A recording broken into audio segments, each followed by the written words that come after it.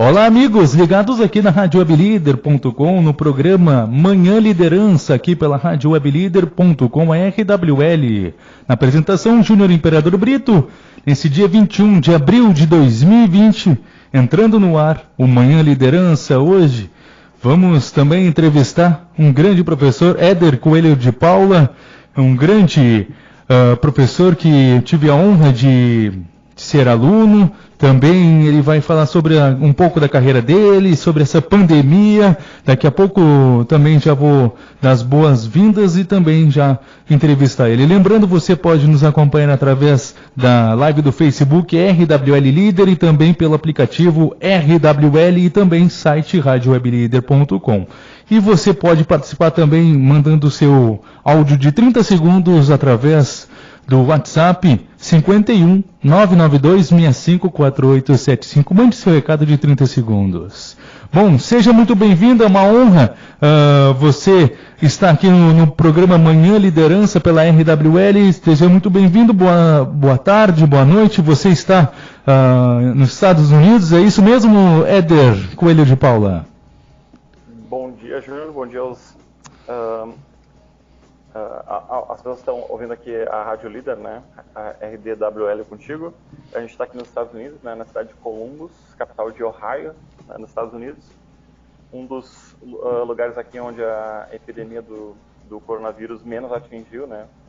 O governador daqui conseguiu tomar as atitudes necessárias assim para controlar o avanço do vírus, né? Mas com pessoas também protestando aqui contra o fechamento da cidade, enfim, estão contestando as atitudes do governador aqui também contra isso. E obrigado pelas palavras, né, Júnior, pela apresentação tão bacana que tu fez de mim aí. Mas é o mínimo que eu podia fazer, né, senhor? Que foi meu professor, acho que, se eu não me engano, na 7ª série e 8ª série. Foi, né? Foi isso aí mesmo. Nos anos idos aí dos inícios da década de 2010 aí, né? Que eu me lembro quando eu fui seu aluno, eu me lembro que ainda era a Dilma Rousseff e também o Aécio Neves que estava disputando a eleição para a presidência de 2010. Era isso, não? E depois foi em 2014, teve outra eleição onde os dois estavam também pau a pau ali, né? Dilma consegue vencer essa aí também. Tu vê só que mudanças, né? Que mudanças que a gente teve, né? E hoje os dois não estão nem mais naquela imagem que eles tinham naqueles 2 temporadas. É verdade, os dois tiveram um enfraquecimento político assim muito grande, né? A Dilma, por causa de todo o segundo governo e a questão do impeachment, né, que tirou ela e acabou afetando bastante a disputa política quando ela teve a eleição em 2018, né, ela estava em primeiro lugar para a eleição de senador em Minas e acabou perdendo, foi terceiro, né, e o Aécio, que acabou ganhando a eleição para o Senado naquela época, mas muito enfraquecido com a ligação dele com o tráfico de drogas, né, mas ainda senador, né, infelizmente. Né? Infelizmente. Mas, senhor, você está aí nos Estados Unidos, professor Éder. Você tem alguma análise, uma leitura sobre as providências que o presidente dos Estados Unidos está fazendo, Donald Trump? É esse o nome, certo? Está corretíssimo. Esse é o nome do presidente dos Estados Unidos aqui, né, o Donald Trump, né? Foi eleito também no ano de 2016, está no final do 4º ano de governo dele, né? Esse ano ele também tem eleições em breve, né? Até o ano começou para ele assim muito bom, né? Economia em alta, estava tudo certo assim para ele talvez ganhar essa primeira eleição, assim, a segunda eleição, né? E fechar os 8 anos de governo. E aí o que aconteceu foi que ele foi alertado que tinha esse vírus acontecendo na China, né? E em outros lugares da Europa estava se espalhando e tal. E ele realmente, a equipe dele fez uma leitura, né, da situação de que não seria necessário tomar grandes providências, né, contra o vírus, né, para conter o vírus. Isso se provou ser um grande erro, né. Então ele foi alertado em dezembro, e até antes de dezembro do ano passado, de 2019, resolveu não falar nada, tirou uma onda do vírus, né, disse que era só uma gripezinha de nada e tal, muito parecido com o que o Bolsonaro acabou dizendo no Brasil também, né, até porque o Bolsonaro copia muito das ações do Trump. E no final eles foram surpresos, né, com 0 mortes em janeiro, mais de 200 mortes em março, né, a coisa começou a apertar. Em abril já fecham 40 mil mortes, né. Aqui ontem fechou o número 42 mil mortes, né, pelo coronavírus, e mais de 700 mil pessoas infectadas aqui, né. A gente tem estados aqui como Nova York, por exemplo, que é o epicentro da coisa, né. Praticamente um São Paulo da capital, que fica centralizando várias coisas do comércio, da inflação. Exatamente. São Paulo seria o local no Brasil mais parecido com Nova York hoje, né, aqui nos Estados Unidos, né, onde está concentrado o maior número de casos, né, onde o governador teve que nem o governador de Nova York, teve que tomar as rédeas da decisão, porque o presidente, que nem no Brasil também, e que nem nos Estados Unidos, né, resolveram tomar muito tempo, né. Eles estavam muito preocupados, na verdade, o Trump, né, com o reflexo que esse vírus teria na eleição, né. Então o que aconteceu foi que ele resolveu primeiro, né, apostar que não ia dar em nada, e hoje em dia assim a coisa está muito complicada. Mas Ele perde popularidade, né, mais popularidade, e hoje já está em risco, a reeleição dele já está realmente em risco. Está em risco. Uma solução para isso. Está em risco, né, professor Éder? Mas ele também adiou o financiamento de algum dinheiro para a China também, né? O que aconteceu? A situação mudou muito, né? Ela ficou muito dinâmica, né? Ele começou o ano 2020, né? Como ele continuou fazendo nos primeiros anos do governo dele, né? 2016, 17, 18, 19. 17, 18, 19. A China é o inimigo, né? A gente tem que tratar a China com rédea curta, né? E aí o que aconteceu? A China venceu o vírus, teoricamente, né? A gente não sabe bem porque a China é um país meio fechado, assim. Mas a China conseguiu lidar com o vírus, né? Então está sobrando equipamento, está sobrando, enfim, respiradores, PPI, que eles chamam, que é o equipamento para os médicos, enfim, lidarem com doentes, né? E a China se tornou o país que mais exporta agora, né, equipamento médico para o mundo todo, né? E os Estados Unidos resolveu parar de falar mal da China, né? Para começar a receber esse equipamento, né? Então eles têm tido até umas atitudes assim, quase de piratas, né? Por exemplo, o Brasil estava para receber uma remessa ao governo federal aí, de uns respiradores e uns equipamentos médicos, né?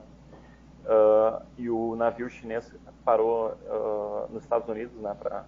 Isso aconteceu 2 semanas atrás. E aí o que aconteceu foi que os Estados Unidos não deixou o navio avançar, comprou o equipamento por 3 vezes o valor que o Brasil iria pagar, e o Brasil perdeu aquele equipamento, né? Eles estão fazendo isso com outros países, né? Fizeram isso com o Canadá, fizeram isso com a França, a mesma coisa, né? Eles compraram equipamento da China, os navios chineses pararam nos Estados Unidos, eles meio que roubaram, assim, esse equipamento que já era comprado dos outros países, e disseram, vou pagar o triplo. E o que é pior, né? O governo federal é muito maluco, né, Júnior? Porque o governo federal ele faz isso, né? Eles roubam esse equipamento dos outros países, né? E depois eles vendem para os estados. Então, para ter lucro. Imagina o governo para ter lucro, o governo federal, e também por causa da eleição, na verdade, né? Tipo assim, principalmente para os estados que são do mesmo partido que o do presidente Trump aqui, né? Eles acabam recebendo primeiro esse equipamento, né? E os estados onde tem democratas, né? Como o de Nova York, por exemplo, né? Acabam não recebendo o mesmo tratamento, né? Não demora mais para chegar as coisas quando chega, né? Então isso está deixando os governadores democratas aqui meio chateados com o presidente, né? Não só por isso, né? Porque esse presidente aqui não tem tratado os democratas muito bem, né? Não, ele não é um cara assim exatamente um cavalheiro, assim, né? Um cara muito educado, assim. Então ele não sabe fazer política, ele não veio da política, né? Então ele não sabe agradar a todos, assim, né? Ele não esconde, assim, que ele não gosta dos democratas, né? E aí trata os caras como se fosse inimigo mesmo, né? Até que ele sofreu um impeachment também, né? Professor Éder, sobre democrata que você falou, tem como explicar? É direita, esquerda, como aqui no Brasil? Explica um pouquinho para nós e para nossos ouvintes. Então, no século passado, né, na década de 50, né, os Estados Unidos meio que criminalizou assim, a esquerda, né? Fizeram toda uma perseguição a quem era comunista nos Estados Unidos, né? E por comunista a gente tem qualquer pessoa que é contra o sistema capitalista, né? Então não existe uma esquerda nos Estados Unidos, né? Mesmo o Partido Democrata, que seria o partido mais progressista, assim, eles chamam de liberal, mas na verdade é uma sigla errada, né? A gente não deve chamar de liberal, a gente não chamaria de liberais no Brasil, né? Então não existe uma esquerda nos Estados Unidos, pelo menos uma esquerda que tem a força política, né? Existe um partido comunista, tem outros partidos assim independentes, né? Mas aqui é um país que tem só 2 partidos, né? Tem os democratas, né? Que são um grupo assim que se diz mais progressista, né? Muito parecido assim talvez com que eu vejo assim um PDT assim mais avançado assim, né? E aí a gente tem os republicanos, né? Que são os caras assim bem de direita, assim, mais conservadores, né? E que sempre quando eles estão no poder, eles são muito parecidos assim com o pessoal do PSDB, o pessoal do PMDB brasileiro. Assim. Então são um pessoal mais neoliberal, assim, né? Mais ajuda para os empresários, menos para o povo, assim. Então não é à toa que eles estão... que é difícil no Brasil a gente entender esses caras, né? Porque a política deles não tem nada a ver com a política do Brasil, né? Então quem é democrata aqui na verdade não é de esquerda, né? É só um pessoal que é mais liberal, assim, né? Defende mais as liberdades individuais. E o pessoal que é mais republicano, assim, é um pouquinho mais conservador, mais religioso, assim. É mais parecido com esses partidos de direita no Brasil, mais conservadores, mais antigos, assim, tipo o PMDB. Nos Estados Unidos teve alguma crise de trabalhadores? O que o presidente Donald Trump está fazendo alguns recursos para sanar essa crise de desempregados e também a saúde? Essa é uma ótima pergunta, cara. Porque, tipo assim, uma coisa que pode chocar as pessoas que ouvem a Rádio Líder, né? É que nos Estados Unidos não tem um sistema público de saúde. Não existe um SUS. Então, o que acontece? Ou tu tem um plano de saúde, ou tu não tem acesso à saúde. Eu imagino que tu, como um pai, né, tu deve imaginar uma situação assim e ficar pensando assim, como assim eles não têm, né, um sistema público de saúde? O que isso significa? Isso significa que se o Júnior, por exemplo, levasse o filho dele, né, para o hospital hoje, né, e o Júnior não tivesse um plano de saúde, se o filho do Júnior não tivesse um plano de saúde, tu teria que pagar a conta do hospital sozinho, né, sem ajuda de ninguém. O governo não vai te dar nada, né, por aí vai. Então isso significa o seguinte, ó, eu tenho um exemplo aqui que eu sempre uso, né? A gente tinha um amigo meu, né, o Mohamed, na universidade na Escócia, que ele morou nos Estados Unidos aqui por um tempo. O amigo dele não tinha. Ele tinha seguro, mas o amigo dele não tinha. O amigo dele era um imigrante ilegal, né? Então ele não tinha esse direito ainda. Mas ele trabalhava como pedreiro em obras aqui e tal. E um dia ele quebrou o dedo, né? Um tijolo caiu na mão dele lá e tal, sem querer, e ele quebrou o dedo. Ele foi para o hospital e os caras do hospital disseram, olha, não tem seguro. A gente pode fazer 2 coisas, né? A gente pode dar uma injeção para dor e colocar uma tala no teu dedo, né? Aí o teu dedo vai calcificar, vai crescer errado, vai ficar torto, né? Por um lado. E isso vai te custar $200, né? Que é mais ou menos, hoje em dia, R$1.100, uma coisa assim. Ou a gente pode, né, tirar uma radiografia, botar teu osso no lugar, entalar, né, botar o gesso e por aí vai. Isso vai te custar $10.000. O que tu quer fazer? E o cara falou assim, bom, vou ter que tomar injeção, porque eu não tenho essa grana toda. E o cara saiu do hospital, Júnior, sem tratamento. Então, assim, é maluco, né? Então, uma das coisas que começou a acontecer, né, que os democratas ficaram muito... Eles começaram a pensar nesse pessoal, né? Os democratas, não o partido no poder, não o presidente, não o partido do Trump, né? Como é que esse pessoal que não tem seguro de saúde vai... Se eles pegarem esse vírus, como é que vai fazer? Então, o presidente, por exemplo, teve que dar uma solução para a coisa. Então, as pessoas vão para o hospital, elas são hospitalizadas, precisam ser colocadas num respirador, elas são. Mas depois que termina o tratamento, elas vão para casa com uma dívida assim fantástica, né? A gente tem visto gente assim que vai para casa com uma dívida assim de $34.000, né? Para pagar depois, ou pessoas que têm um plano de saúde ruim, né? Tem que pagar, sei lá, $10.000 porque tu teve que ficar no hospital hospitalizada por um tempo, né? Então, assim, $10.000 pela cotação do dólar, a última vez que eu vi, dá em torno de R$55.000. Imagina isso, Júnior. Eu imagino que seria muito caro para quem não tem um plano de saúde, como você disse. Mas, ô professor, agora que você falou sobre não tem o SUS, como que faz nesse caso do coronavírus de testes para fazer testes? Quanto que seria esse valor? Essa é uma baita pergunta também. Porque é uma outra coisa que os democratas, de novo, né, o presidente dos Estados Unidos, ele realmente assim, não está muito preocupado com quem não tem plano de saúde. Né? Então, a única coisa que eles estão fazendo, eles estão, enfim... Ele não se preocupa porque ele é bilionário, né, professor? Não é só isso, ele é bilionário, mas ele também representa um bando de bilionários, né? Ele foi colocado no poder com uma propaganda gigantesca, né? Com manipulação de WhatsApp e por aí vai. Inclusive, muito parecido com o que aconteceu na eleição de 2018 no Brasil, né? Como tu viu, né? Uma manipulação assim, de informação absurda, né? Muitas das informações que eles usaram na última eleição no Brasil eram falsas, né? E também é a mesma coisa, né? Eles botaram o nome da concorrente que estava contra o Trump aqui no chão, no lixo, assim, né? E depois muitas das coisas que eles disseram contra ela, contra a Hillary Clinton na época, né? Se provou que não era verdade, né? Tipo assim, era o Trump contra o diabo na Terra. E depois quando eles começaram a ver quem era aquilo aí, né? Eles viram que ela não era tão diabo assim. Mas enfim, os democratas fizeram essa pergunta para ele. E a questão do teste, né? Então o que aconteceu? Que nem no Brasil, o governo federal aqui, o governo Trump aqui não está deixando muitos testes acontecerem, né? Porque, tipo assim, acontece uns 100 mil testes por dia, o que parece ser um número muito bom, mas na verdade é um número que precisa ser aumentado, né? E o presidente não está deixando isso acontecer, não está deixando o número aumentar, assim. Ele não quer que os números aumentem, né? Porque eles sabem que o número da contaminação tá absurdo, assim. A previsão que até 2022, basicamente todo mundo nesse país, todo mundo mesmo vai pegar esse vírus, né? Então a chance que a gente tem, assim, de que aconteça uma mortalidade menor, né, realmente é conter a população e aumentar a quantidade de testes, né? Mas ele não quer que isso aconteça, né? O que vai se provar a atitude, assim, quase de genocida, assim, da parte do presidente, porque o controle dessa doença só se faz com muito teste, né? Testa o mais que tu puder para saber onde está a quantidade de pessoas com o vírus, né? E tenta isolar aquelas áreas, né? Mas como ele está deixando isso acontecer, inclusive ele está pedindo para que algumas cidades parem de isolar as pessoas, né?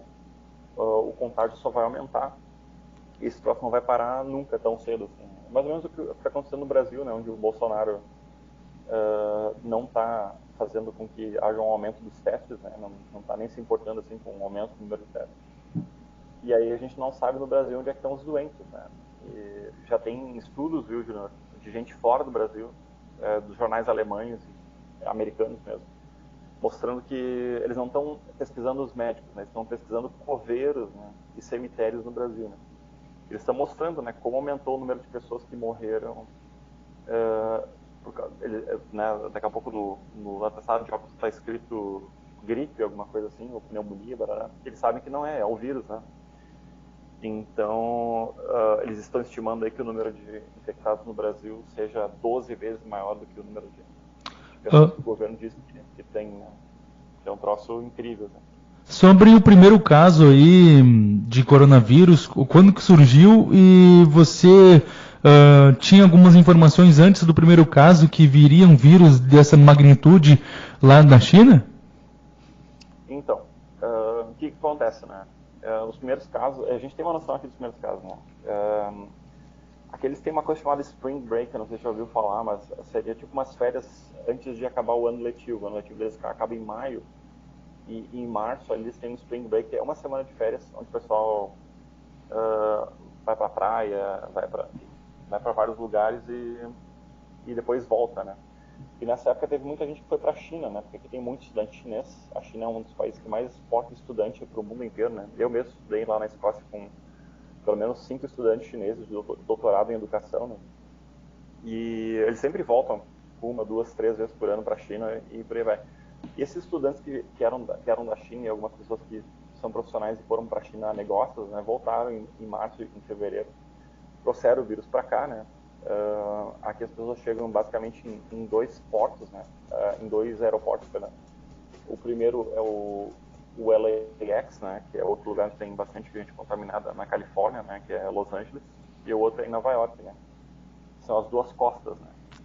E aqui no centro do país, em geral, é Chicago, aqui, que é outro baita aeroporto. Aqui. Então, nesses 3 portos, né? Nesses 3 locais, né?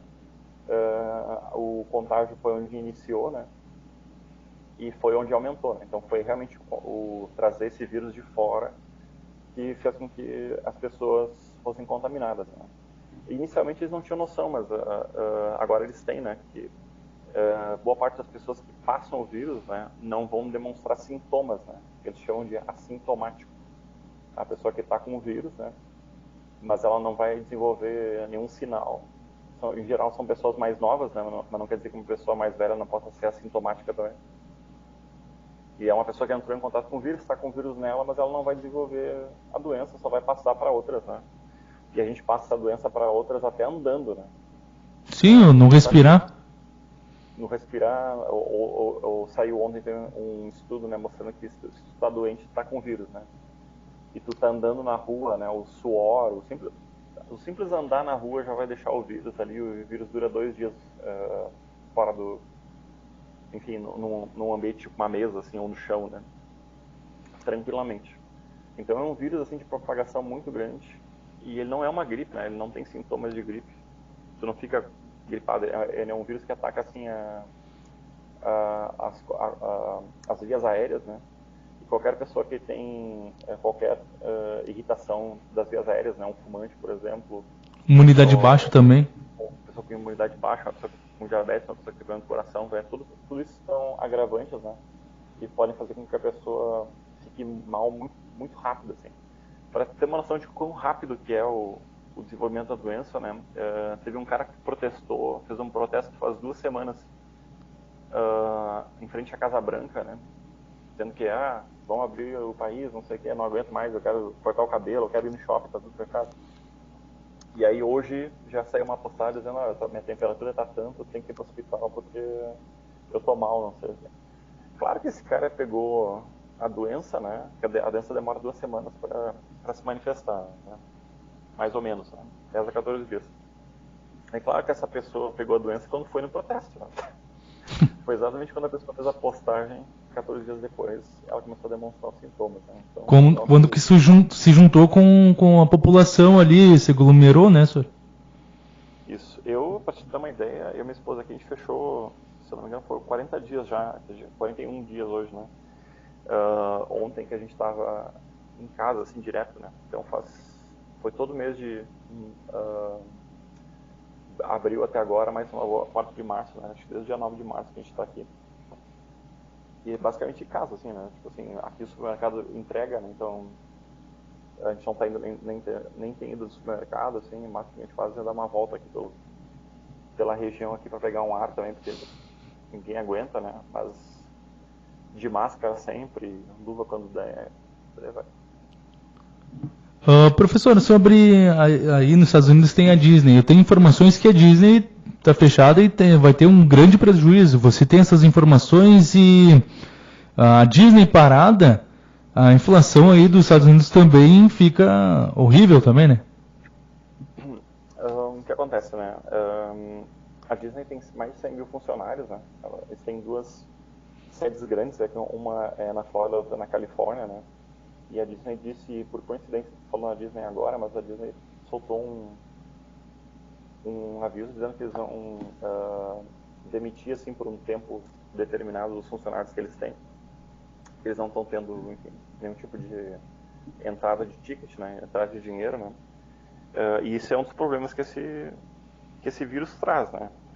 Agora o problema, né, Júnior, se a gente não faz isso, né, se os governadores não fecham, não mandam fechar a Disney, né, e parar com o vai e vem de pessoas, né, tu imagina quão fácil ia se tornar Vulnerável exato. Então, para ter uma ideia, né, pandemia, né? aqui em Ohio, sim, em Ohio ontem, né, 1.000 pessoas, o número de mortes chegou a 1.000 num dia, né, bateu um recorde ontem, né. E a coisa acaba virando uma loteria, né? Quando é que eu vou morrer, quando é que eu vou pegar o vírus, né? Porque O Covid. eu vou pegar o Covid, né? Porque esses 1.000 que foram ontem, por exemplo, de pessoas, enfim, que acabaram morrendo, né? Ou sendo contagiadas pelo vírus, vieram dos números das penitenciárias daqui, né? Então é um lugar, por exemplo, parecido com a Disney, né? Onde tem um monte de pessoas aglomeradas ali vivendo, né? E um pegou o vírus, todo mundo pegou, né? não tem como não entrar em contato com outras pessoas, né? Então é um problema, né? E o problema aqui não é nem a inflação, é o contrário, né? É a deflação. A deflação é pior, talvez seja pior que a inflação em certos sentidos, porque ela demonstra que as pessoas não estão comprando, né? Então eles vão ter um grande problema, na verdade, de desaquecimento da economia, né? Que a economia vai parar, porque as pessoas estão comprando e tem muita gente que tem salário ainda e por aí vai. Mas com certeza não é mais assim a economia mais dinâmica do mundo, né? Mas também em nenhum lugar do mundo a gente tem uma economia boa funcionando. Talvez na China agora, né? Mas também vai ter seus problemas. A China não vai crescer, os Estados Unidos não vai crescer, o Brasil não vai crescer. Então é um problema para todo mundo. É um problema para todo mundo. Eu acho que a solução não na verdade, ter esses problemas econômicos. A situação o problema todo é não ter uma resposta do governo que seja boa, né? No Brasil, por exemplo, nos Estados Unidos, eles estão apostando na briga, né? Estão apostando em abrir tudo, mas a gente já sabe que abrir tudo significa, né? Abrir tudo significa expor todo mundo ao vírus. E no final a gente sabe como vai acabar, né? Todo mundo pegando. E a gente sabe que entre 1 a 3% das pessoas que vão pegar esse vírus vão morrer. Aqui nos Estados Unidos até o número está o dobro disso, né? 6% das pessoas que pegaram esse vírus estão morrendo, né? Então é um número assim... Alarmante. No Brasil é alarmante, né? Então eu não quero entrar nessa loteria, por exemplo. Então fica em casa, senhor. Esse problema, né? Minha esposa, isso afeta todo mundo, né? Tá falando de inflação, né? A minha esposa vem tá dando aula agora, nesse momento, né? E aí a internet aqui, como no Brasil, ela está sendo em alta demanda, né? Nós mesmos estamos falando aqui via internet, né? Uhum. Mas tem sido muito complicado dar aula online, assim, em casa, né? À distância? Então não é só a questão da inflação, da deflação, da falta de dinheiro e tudo mais. É a questão que a vida tá chata para muita gente que gosta de sair, o brasileiro gosta de sair, né? A gente gosta de ir para a rua, de ver os amigos, de dar uma volta, e isso não está sendo possível. E muita gente que é assim, muito feliz assim para ir para a rua e tal, para ver os amigos, está se sentindo para baixo, né? A gente tem que ter soluções, né? Inventar coisas para a gente não ficar tão afastado assim às vezes, né? É um troço muito complicado. Professor Éder, vamos para um rápido intervalo e já voltamos para falar mais um pouquinho com vocês sobre também a sua carreira, sobre você um pouquinho e deixar um pouquinho sobre o coronavírus, porque a gente falou bastante, você falou bastante sobre as suas leituras aí. Então vamos para um rápido intervalo e já voltamos para falar mais de você, sobre a sua carreira, que você é doutorado também. Então já voltamos com o programa Manhã Liderança aqui na RWL.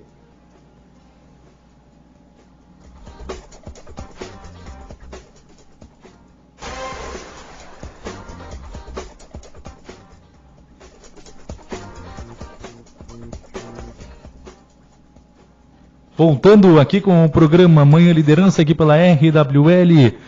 Você que nos acompanha através das plataformas digitais do site radioweblider.com e também pelo aplicativo RWL e também na live do Facebook RWL Líder. Você pode também participar através do WhatsApp 51 992 654875, aqui na apresentação Júnior Imperador Brito. O entrevistado de hoje, Éder Coelho Paula, é o meu professor, que foi meu professor na 7ª e 8ª série. Estou relembrando aqui que foi uma honra ser aluno deste grande professor. Bom, Éder... Éder Coelho de Paula, mas me conta um pouquinho sobre você, agora é doutorado, fala um pouquinho mais para nós e para nossos ouvintes. Então, eu estava ontem mesmo falando com uma colega minha, né, sobre essa minha carreira, né, o que aconteceu nos últimos anos, né, e ela também agora está em casa, né, uma professora de matemática aí de Viamão, né, perto de Alvorada, e ela está falando como é que foi, né, como é que eu consegui e tal. É bom que eu estou falando com ela, que eu vou poder lembrar então o que a gente falou aqui, a dividir com o pessoal da Rádio Líder, né. Então eu era professor em Alvorada, né, e também na cidade de Glorinha, né, era concursado, né, então não podia ser mandado embora assim, do município à toa, né? E já tinha feito meu mestrado em História, né? Então eu era professor de História, professor de Robótica Educacional também. E eu estava muito afim, eu e minha esposa, que também já tinha o mestrado dela, professora de inglês, em fazer o nosso doutorado. Só que no Brasil o doutorado é muito complicado, né? São 3, 4 anos de estudo, às vezes mais, em que a gente tem que estudar bastante, tem que escrever uma tese original, nova, né, sobre um assunto que ninguém estudou ainda. E tudo isso é muito difícil, né, de fazer no Brasil quando tu tem que trabalhar tanto, né? Então a gente pensou daqui a pouco, se a gente fosse para fora do Brasil e se dedicasse só para isso, ia ser muito mais fácil. E o único problema é que a gente não tinha dinheiro nenhum. E a única pessoa que falava inglês era ela, né? Então eu não falava inglês. Então como é que a gente vai fazer, né, Júnior? Um intercâmbio? Mas olha só, intercâmbio é quando tu vai para um país e outra pessoa depois vem para o teu lugar, né? Uhum. Então o intercâmbio não podia ser, porque a gente não tinha, né? A gente não era uma instituição, tipo uma universidade, que a gente podia dar uma vaga para outra pessoa voltar. Então a única chance que tinha, na verdade, era uma bolsa. Como é que funciona uma bolsa, né? Uma bolsa funciona assim. O governo na época, né, que a gente falou no governo Dilma, né, por exemplo, era mais comum isso. Depois o Temer e o Bolsonaro meio que acabaram com as bolsas assim para estudar fora, né? Mas sobre isso a gente fala depois. A Dilma então tinha essas bolsas, né, para estudar fora do Brasil. E a intenção com essas bolsas é fazer com que os alunos brasileiros aqui entrassem em contato com as melhores instituições do mundo, né? E depois ficassem, né, pelo mesmo tempo no Brasil e, enfim, levassem isso para os seus alunos, né, para as suas universidades e por aí vai. E a gente entrou num desses programas, né? A gente foi reprovado em vários deles, né? Mas um deles nos aceitou, né? Uma agência chamada CAPES, né? Que é um centro de aperfeiçoamento profissional, né, da educação. E a CAPES, como aluno, a gente recebia um salário, né, lá na Escócia, para onde a gente aplicou, né, para a 14ª melhor universidade do mundo, né, que é a Universidade de Edimburgo, que nos aceitou os nossos projetos. Né. E lá a gente ficou, né, até 2017. Depois a minha esposa defendeu a tese dela em 2018 e eu em 2019. Mas foi uma grande honra para nós, assim, porque na época eles só aceitavam 6 alunos de fora da Escócia por semestre, né, por ano, né. Então, só naquele semestre 2 bolsas foram para nossa casa, assim, né, 2 vagas foram para nossa casa. Então, só mostra como a gente, em comparação com o mundo, assim, a gente não está tão longe, assim, né? A gente não é tão burro, assim, tão vira-lata como muitas pessoas imaginam, assim, né? Eu e ela fomos aceitos, assim, numa das melhores universidades do mundo. Então, é no mínimo interessante, né? Interessante mesmo. Mas, ô professor Éder, quando você teve interesse, quando era jovem, assim, mais jovem, não estou te chamando de velho, mas jovem, assim, quando teve o interesse de querer ser professor de história, de lecionar? Essa é uma boa pergunta, eu nunca tenho uma boa resposta para ela, né? Mas, porque eu não lembro, sinceramente, né? Eu sei que eu, por exemplo, quando eu tinha, assim, 17 anos, né? Eu estava terminando o meu Senai, né? Eu fiz meu Senai em eletrônica, né? Por isso que depois, mais tarde, eu fiquei interessado em robótica, porque eletrônica e robótica tem tudo a ver, né? E eu estava decidido a fazer engenharia eletrônica, né? Então eu fui fazer meu primeiro vestibular para engenharia eletrônica. E aí no primeiro dia de vestibular na URGS, né? Porque eu não ia nem tentar no da PUC, né, eu não ia tentar numa universidade particular, porque na época era muito caro, não existia bolsa, né? Não existia nenhuma bolsa do governo para isso, assim. Então eu estava decidido a fazer URGS. E no primeiro dia de vestibular a minha mãe não me acordou para ir pro vestibular, né? A gente só tinha um relógio, né?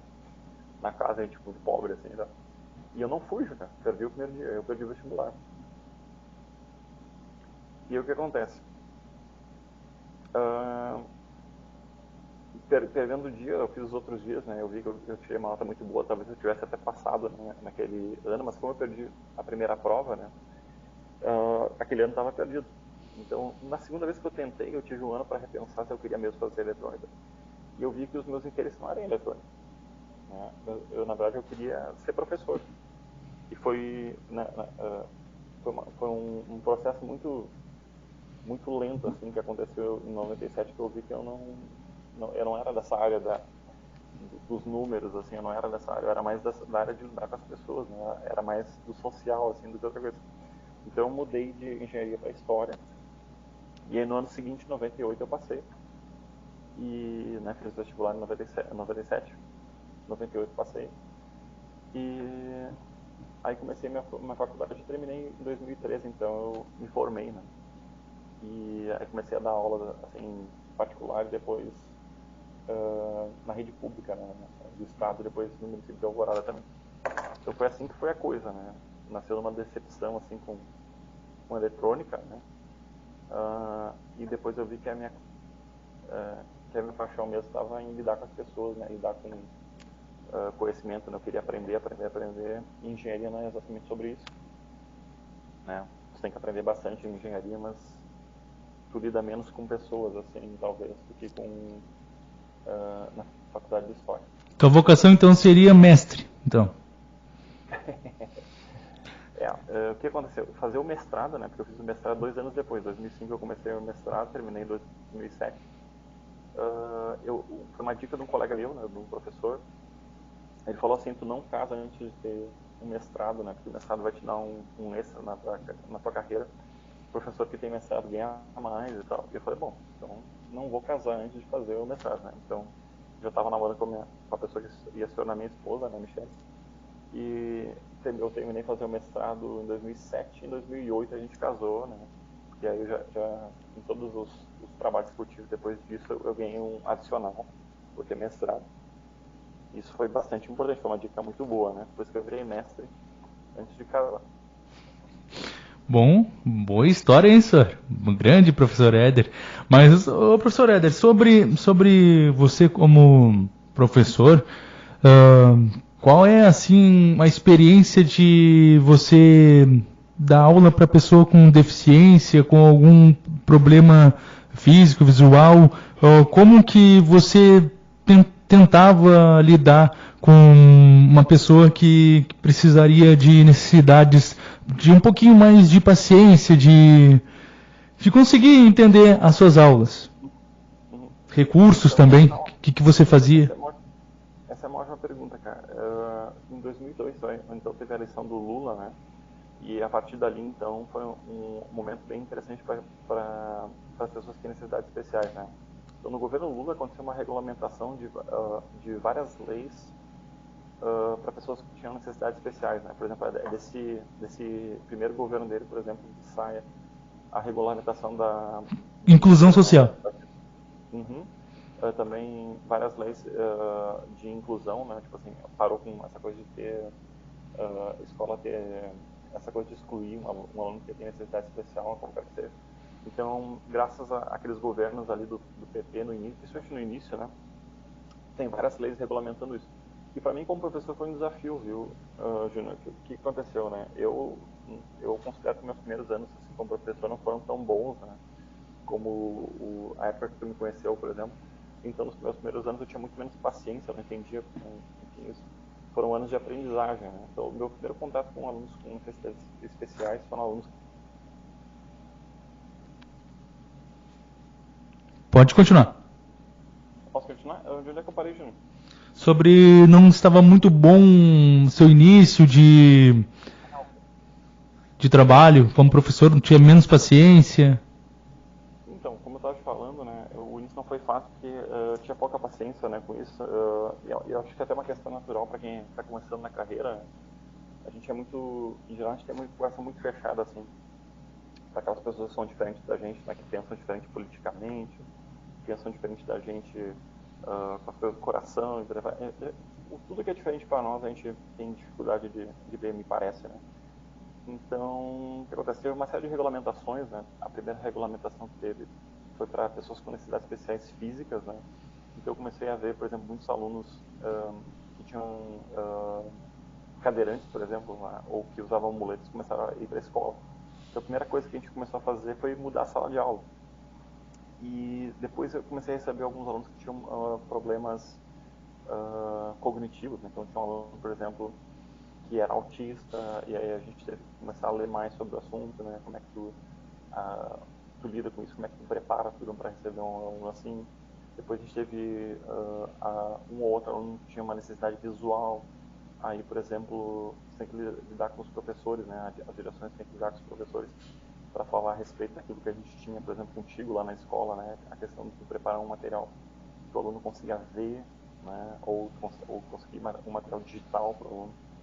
Então, foi todo um processo, né? Na verdade, né? Eu não me considero um especialista em dar aula de história para pessoas com necessidades especiais, mas eu acho que hoje eu estaria mais preparado para ter o coração aberto assim para ler mais sobre o assunto, qualquer que seja o problema, né?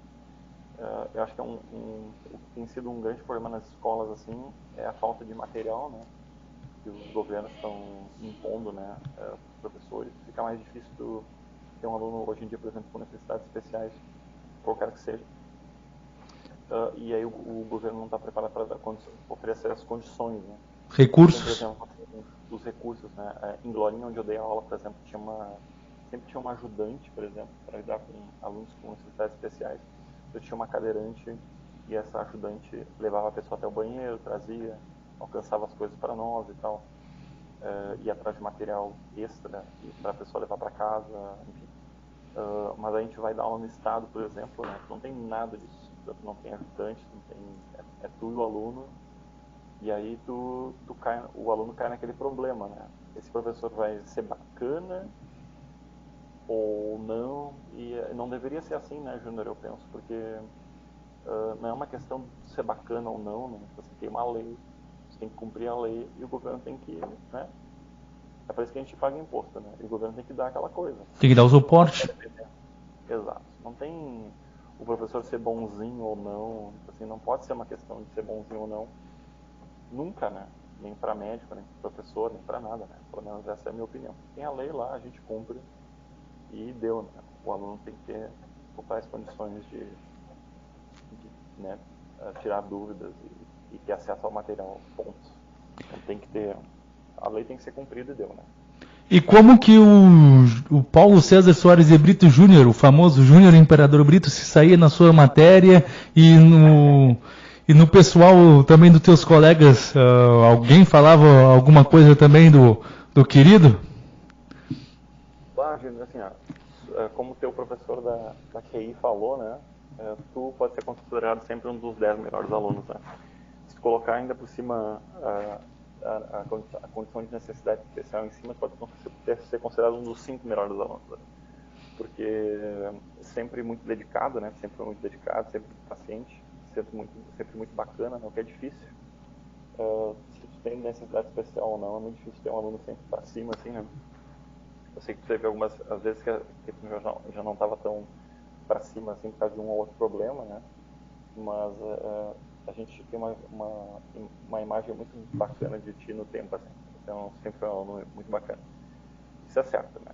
E quanto aos colegas, né, cara, que nem eu te falei, né? Não deveria ser uma questão de ser um professor legal ou um colega legal para tratar um aluno que nem tu bem, né? Mesmo que tu não fosse um cara positivo, assim.